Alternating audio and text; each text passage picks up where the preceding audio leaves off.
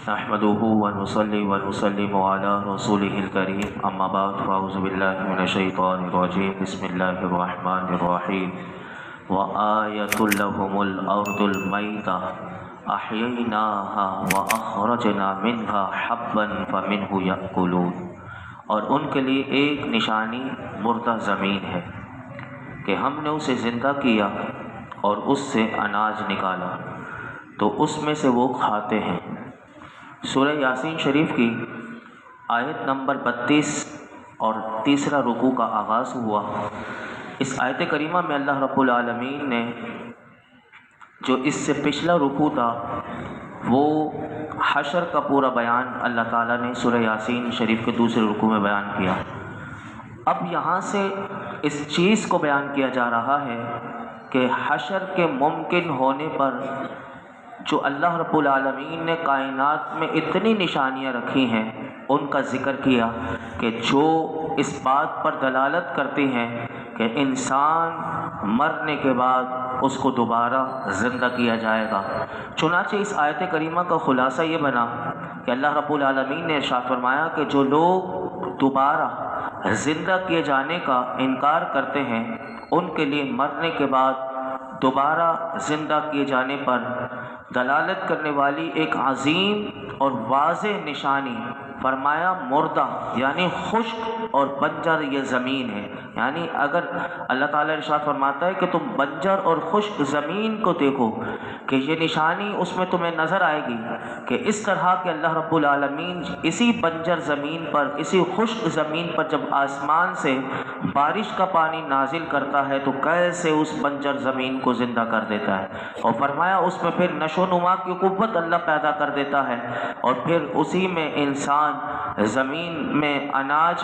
کا فصل وہ بیج بوتا ہے اور اس سے فصل کو نکالتا ہے۔ تو فرمایا جسے اللہ رب العالمین نے اسی اناج کو لوگوں کے لیے اور مویشیوں کے لیے اللہ نے رزق بنایا ہے، تو فرمایا جس طرح اللہ تعالی مردہ زمین کو زندہ کرتا ہے فرمایا اسی طرح وہ رب العالمین مردوں کو بھی زندہ فرمائے گا۔ آگے ارشاد فرمایا، اب یہ دیکھیے ساری نشانیاں ذکر کی جا رہی ہیں جو ہم سورہ یاسین شریف پڑھتے ہیں تو اس غور کے ساتھ پڑھا کریں۔ فرمایا وَجَعَلْنَا فِيهَا جَنَّاتٍ مِّن نَخِيلٍ وَأَعْنَابٍ وَفَجَّرْنَا فِيهَا مِنَ الْعُيُونِ لِيَأْكُلُوا مِن ثَمَرِهِ وَمَا عَمِلَتْهُ أَيْدِيهِمْ أَفَلَا يَشْكُرُونَ، اور ہم نے اس میں کھجوروں اور انگوروں کے باغ بنائے اور ہم نے اس میں کچھ چشمے بنائے، کچھ چشمے بہائے تاکہ لوگ اس کے پھلوں میں سے کھائیں، اور یہ ان کے ہاتھوں نے نہیں بنائے تو کیا وہ شکر ادا نہیں کریں گے؟ اللہ تعالیٰ نے ارشاد فرمایا کہ ہم نے زمین میں کھجوروں اور انگوروں کے باغ بنائے اور ان باغوں کی آبپاشی کے لیے زمین سے ہی چشمے جاری کیے تاکہ لوگ اناج کی طرح ان باغات کے پھلوں میں سے بھی کھائیں۔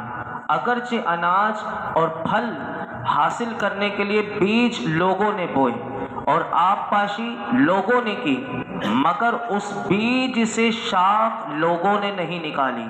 اس شاخ کو بالی اور تناور درخت لوگوں نے نہیں بنایا۔ فرمایا بالی سے اناج اور درخت سے پھل پیدا کرنے میں کسی کا کوئی عمل دخل نہیں، بلکہ یہ سب کچھ اللہ رب العالمین نے بنائے ہیں، کیونکہ اس پر اللہ رب العالمین کے سوا کوئی قدرت نہیں رکھتا۔ تو کیا ان دلائل کا مشاہدہ کرنے کے بعد بھی فرمایا وہ حق کو نہیں مانیں گے اور اللہ رب العالمین کی قدرت اور اس کی وحدانیت کا اقرار کر کے فرمایا اس کی نعمتوں کا شکر ادا نہیں کریں گے؟ آپ دیکھیے کیسی کیسی نعمتیں اللہ رب العالمین ہمیں عطا کر رہا ہے۔ تو بار بار قرآن ہمیں شکر کا کہتا ہے کہ اللہ کی نعمت کو کھا کر اس کا شکر ادا کرو، کیونکہ جب بندہ جتنا شکر کرے گا اسے اللہ نعمتیں مزید کھلائے گا، مزید اسے اللہ کی نعمتیں ملیں گی۔ اب دیکھیے اگلی ایک اور نشانی فرمایا سبحان الذی خلق الازواج كلها مما تنبت الارض ومن انفسهم ومما لا يعلمون، پاک ہے وہ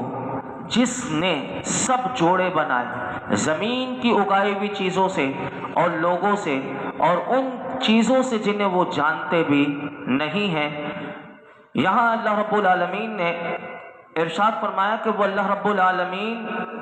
کون ہے؟ فرمایا وہ شریک سے، یعنی اس کا کوئی شریک نہیں، وہ ہر قسم کے شریک سے اور ہر نقص اور عیب سے پاک ہے، کہ جس نے تمام اصناف اور انواع کو پیدا فرمایا، اور ان میں سے کچھ وہ ہیں کہ فرمایا کہ جو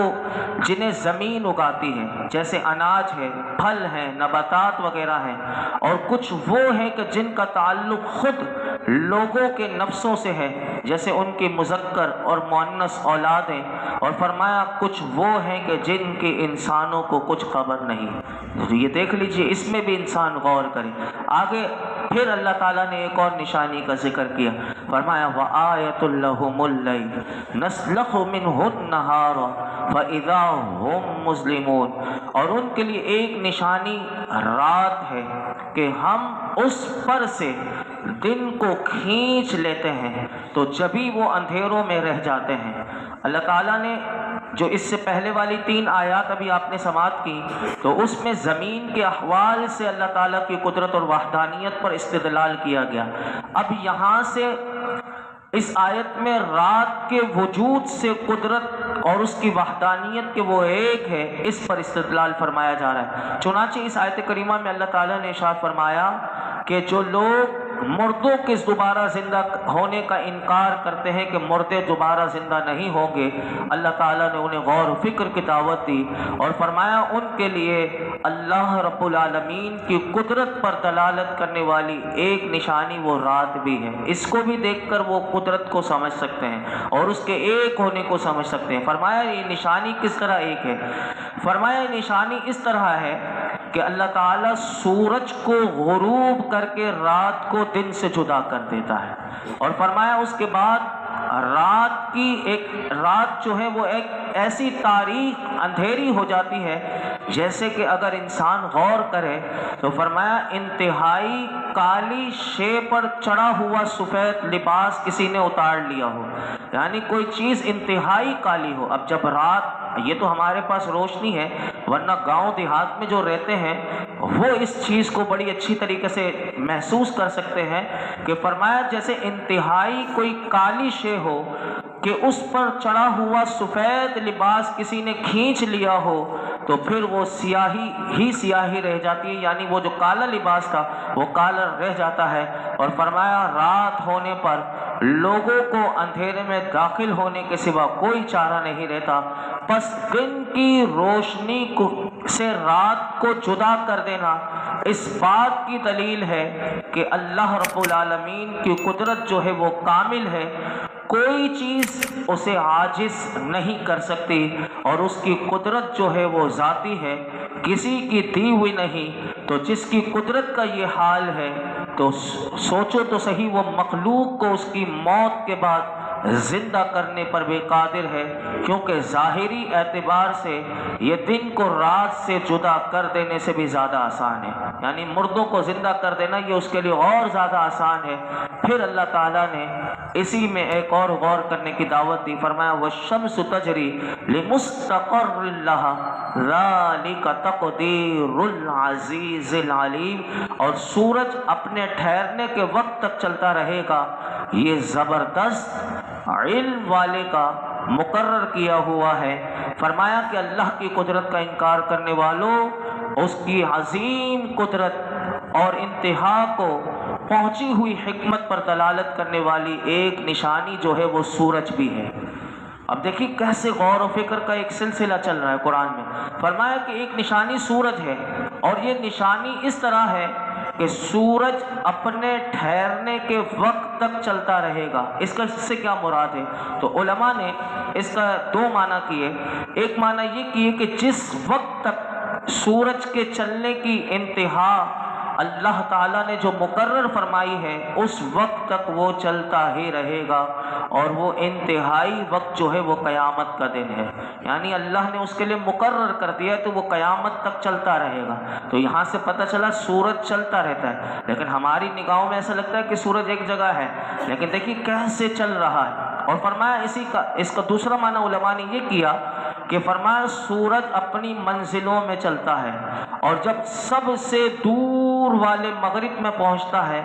تو پھر وہ لوٹ آتا ہے، کیونکہ یہی اس کا مستقر ہے۔ اور سورج کا اس طرح چلتے رہنا، فرمایا یہ اللہ رب العالمین کے حکم سے ہے کہ جو اپنی سلطنت میں زبردست ہے اور اپنی تمام مخلوقات کا علم رکھنے والا ہے، فرمایا اس کی قدرت بھی کامل ہے، تو جس کی یہ شان ہے وہی واحد معبود ہے، اور وہ مردوں کو دوبارہ زندہ کرنے پر بھی قدرت رکھتا ہے۔ آگے ارشاد فرمایا والقمر قدرناہ منازل حتی عاد کالعرجون القدیم، اور چاند کے لیے ہم نے منزلیں مقرر کی یہاں تک کہ وہ کھجور کی پرانی شاخ جیسا ہو جاتا ہے۔ یہاں اللہ رب العالمین نے ارشاد فرمایا کہ اللہ نے چاند کے لیے بھی منزلیں بنائی ہیں، اور وہ منزلیں کیا ہیں؟ وہ چاند کی 28 منزلیں ہیں۔ علماء فرماتے ہیں ہر رات ایک منزل میں ہوتا ہے، اور وہ پوری ایک منزل طے کر لیتا ہے، نہ کم چلتا ہے نہ زیادہ۔ فرمایا اپنے طلوع ہونے کی تاریخ سے لے کر 28ویں تاریخ تک، جب سورج چاند نظر آتا ہے، یعنی چاند رات جس وقت ہوتی ہے، یعنی جس مہینے کا چاند نظر آتا ہے، فرمایا چاند طلوع ہونے کی تاریخ سے لے کر 28 تاریخ تک تمام منزلیں اپنی طے کر لیتا ہے۔ اگر مہینہ 30 کا ہو تو 2 راتیں، اور 29 کا مہینہ ہو تو 1 رات چاند چھپا رہتا ہے۔ اور فرمایا جب اپنی آخری منزل میں پہنچتا ہے تو فرمایا وہ کھجور کی پرانی، جب وہ چھپتا ہے اور جب دوبارہ نظر آتا ہے تو وہ کیسے نظر آتا ہے؟ وہی بات اللہ نے فرمایا کہ آخری منزل میں جب پہنچتا ہے تو وہ کھجور کی پرانی شاخ جیسا ہو جاتا ہے، جو سوکھ کر پتلی، کمان کی طرح خمدار اور زرد ہو گئی ہو، فرمایا ایسے ہو جاتی ہے۔ لیکن دیکھیے کہ 14ویں کا چاند کیسا ہوتا ہے اور پہلی کا چاند کیسا ہوتا ہے، تو یہ چاند گھٹتا بھی ہے اور کیسے پڑتا ہے، یہ اس میں بہت غور و فکر کی دعوت اللہ تعالیٰ نے دی۔ ایک آیت کریمہ میں اور بیان کر کے اپنی گفتگو سمیٹتا ہوں، وقت ہمارا مکمل ہوا 15 منٹ۔ فرمایا للشمس ينبغي لها ان تدرك القمر ولا الليل سابق النهار وَكُلٌّ فِي فَلَكٍ يَسْبَحُونَ، سورج کو لائق نہیں کہ چاند کو پکڑے، اور نہ رات دن پر سبقت لے جانے والی ہے، اور ہر ایک ایک دائرے میں تیر رہا ہے۔ اس آیت کریمہ میں اس بات کی طرف اشارہ کیا گیا کہ اللہ تعالیٰ نے سورج، چاند، رات وغیرہ کو حکمت کے تقاضوں کے مطابق پیدا کیا ہے۔ فرمایا کہ سورج ایسا نہیں کر سکتا کہ وہ رات میں چاند کو پکڑ سکے، جو کہ چاند کے شوقت کے ظہور کا وقت ہے، یعنی اللہ نے اس کے ظہور، اس کے نور، اس کے چمکنے کا وقت رات میں رکھا ہے۔ تو فرمایا چاند، سورج کی یہ مجال نہیں، سورج یہ کبھی نہیں کر سکتا کہ وہ چاند کو پکڑ لے، کہ جو چاند کے شوقت کے ظہور کا وقت ہے، اور یہ بھی نہیں ہو سکتا کہ سورج چاند کے ساتھ جمع ہو کر اس کے نور کو مغلوب کر دے، کیونکہ سورج اور چاند میں سے ہر ایک کے شوقت کے ظہور کے لیے ایک وقت اللہ نے مقرر کیا، یعنی سورج کے چمکنے کا وقت دن ہے، اور رات جو ہے وہ چاند کے چمکنے کے لیے اللہ نے رکھی۔ اسی طرح فرمایا رات دن پر سبقت نہیں لے جا سکتی کہ یوں ہو جائے کہ دن کا وقت پورا ہونے سے پہلے فرمایا کہ رات آ جائے، بلکہ اللہ تعالیٰ نے یہ نظام اتنا خوبصورت بنایا ہے کہ آپ دیکھیے 6 مہینے کیسے راتیں لمبی ہو جاتی ہیں، اور 6 مہینے کس طرح دن لمبے ہو جاتے ہیں، کیسا ایک نظام، ایک ایک منٹ کا اللہ رب العالمین نے کیسا ان کے اندر پورا نظام بنایا ہوا ہے کہ فرمایا رات اور دن جو ہیں وہ معین حساب کے ساتھ ہی آتے ہیں، کوئی ان میں سے اپنے وقت سے پہلے نہیں آتا، اور سورج اور چاند میں سے کوئی دوسرے کی شوقت کی حدود میں داخل نہیں ہوتا، نہ سورج رات میں چمکتا ہے نہ چاند دن میں۔ فرمایا ان میں سے ہر ایک ایک اپنے اپنے دائرے میں چل رہا ہے۔ کائنات کی جب سے ابتدا ہوئی ہے، فرمایا اس کی ابتدا سے لے کر اب تک سورج اور چاند کے نظام اور اس طرح کا مربوط انداز میں چلنا، فرمایا اس میں کسی طرح کا آج تک کوئی اختلاف نہیں ہوا۔ تو لوگوں اس بات میں اتنی بڑی واضح دلیل ہے کہ اسے چلانے والا کوئی موجود ہے اور وہ جو چلانے والا ہے وہ واحد ہے اور وہ کامل قدرت والا ہے اور بے انتہا علم والا ہے، تو آپ دیکھیے کیا میرے رب کی شان ہے کہ کیسا اللہ رب العالمین کو ہر ایک کا علم ہے۔ تو پھر انسان کیوں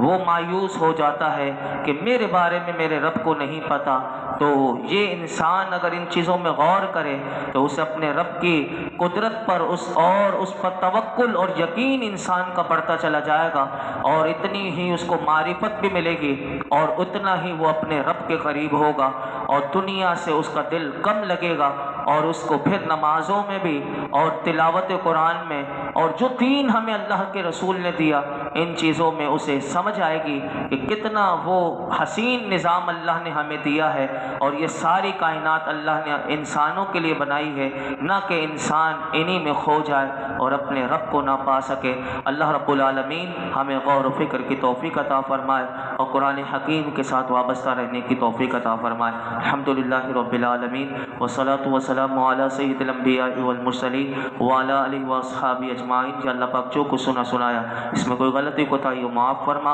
اپنی بارگاہ میں قبول فرما، نماز عشاء ادا کرنا، درود پاک پڑھنا اپنی بارگاہ میں قبول فرما، قرآن حکیم کا نور اور اس کا فیضان عطا فرما یا رب العالمین۔ قرآن حکیم کے ساتھ وابستگی عطا فرما، اس کو سمجھنے عمل کرنے کی توفیق عطا فرما یا رب العالمین۔ قرآن حکیم کی برکت سے ہماری پریشانیاں، دکھ تکلیف، بیماریاں دور فرما، ہمارے رزق میں برکتیں عطا فرما، ناشکری سے، نافرمانیوں سے محفوظ فرما۔ قرآن حکیم کی برکت سے اللہ ہمیں اپنے اور اپنے حبیب کا صحیح معنوں میں فرما بردار بنا دے۔ آج تک ہم نے جتنی دعائیں کی ہیں آئندہ کرتے رہیں گے، اللہ ہماری ساری دعاؤں کو اپنے محبوب کے صدقے میں قبول فرما۔ یہ جتنے حاضرین موجود ہیں جس کے دل میں جو مراد ہو اس کی مراد پر اپنی رحمت کی نظر فرما۔ وصلی اللہ تعالی علی خیر خلقہ محمد وعلی آلہ وصحبہ اجمعین۔